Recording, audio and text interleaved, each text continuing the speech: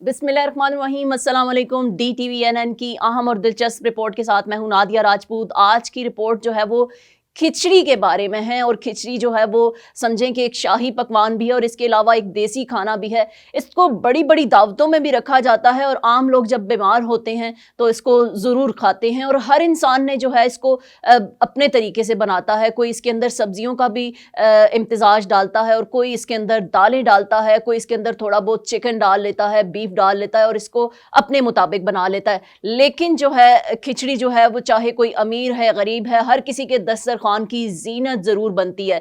लेकिन आप ज़रूर ये सोचते होंगे कि आखिर इसकी हिस्ट्री क्या है, खिचड़ी कहाँ से स्टार्ट हुई, किस मुल्क ने इसको बनाना शुरू किया। तो खिचड़ी के बारे में आज हम जानेंगे।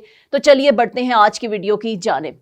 खिचड़ी के चार यार, पापड़, कीमा, घी, अचार। इंडिया के दारुल हुकूमत दिल्ली में 4 नवंबर को मुनक्किदा खानों के फेस्टिवल में आमतौर पर गरीब की कुटिया में पकने वाली खिचड़ी को एजाज बख्शा के लोग दीवाने हो गए, और इस मौके पर 918 किलोग्राम की खिचड़ी इंडिया गेट के लॉन में बनाई गई और 60,000 बच्चों में तकसीम की गई। और साथ ही खिचड़ी का हिंदुस्तान की ग़िज़ा के तौर पर ऐलान किया गया।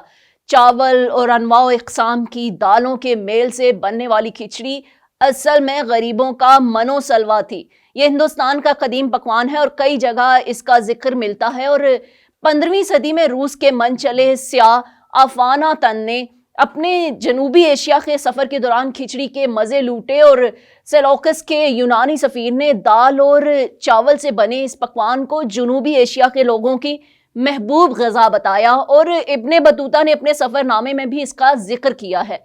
इससे ये इशारे मिलते हैं कि खिचड़ी असल में हिंदुस्तान की अव्वलीन ग़िज़ा है।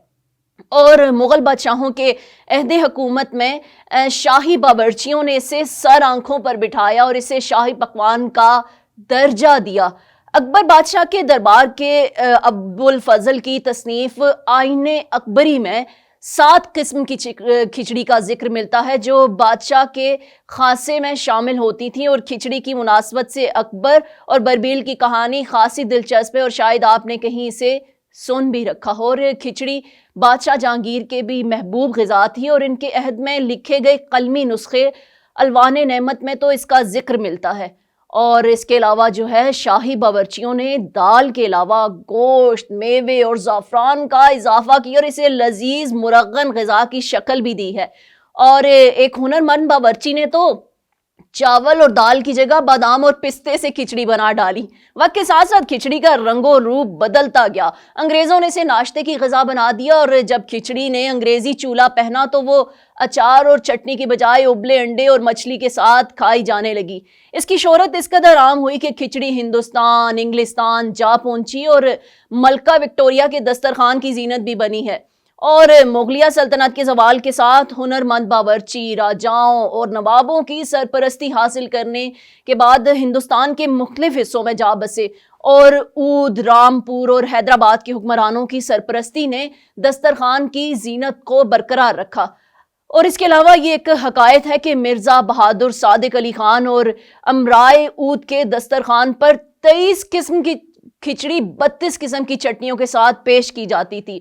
और दक्कन में तो खिचड़ी की बहुत आओ भगत हुई है, और एक मिसल मशहूर हुई। और खिचड़ी के 4 यार, पापड़, कीमा, घी और अचार कहीं मजहबी रवायात से जुड़ी है। और मुहर्रम की जब 10वीं तारीख यानी योम आशूरा को शाम गरीबा में खिचड़ी से ही फाका तोड़ा जाता है, यानी ये दुख सुख हर दो का साथी है। खिचड़ी सेहतमंद और बीमार दोनों के हक में कारामद है। अलबत्ता फ़र्क ये है कि बीमारियों के लिए, जो बीमार लोग होते हैं उनके लिए खिचड़ी सादा बग़ैर किसी मसाले के पकाई जाती है, क्योंकि ये लतीफ़ और ज़ूद हज़म ग़िज़ा है और इसका पकाना आसान और एक हंडिया का खेल है। झटपट में बन जाती है और ये एक ही हांडी में कम मेहनत से तैयार हो जाती है।